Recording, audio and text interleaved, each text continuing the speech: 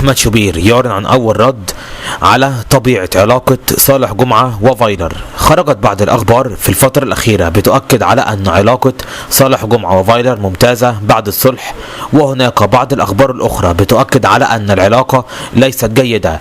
ليرد الإعلامي الأهلاوي الكبير أحمد شوبير ويكشف عن طبيعة علاقة صالح جمعة مع المدرب السويسري للنادي الأهلي رينيه فايلر. تحدث أحمد شوبير وكشف عن علاقة صالح مع فايلر وقال: علاقة فايلر مع صالح ليست سيئة وليست جيدة، علاقة عادية بين أي مدرب ولاعب. فايلر يتعامل حاليا مع صالح جمعة مثل أي لاعب داخل الفريق، حال اجتهاده في التدريبات سيشارك في المباريات.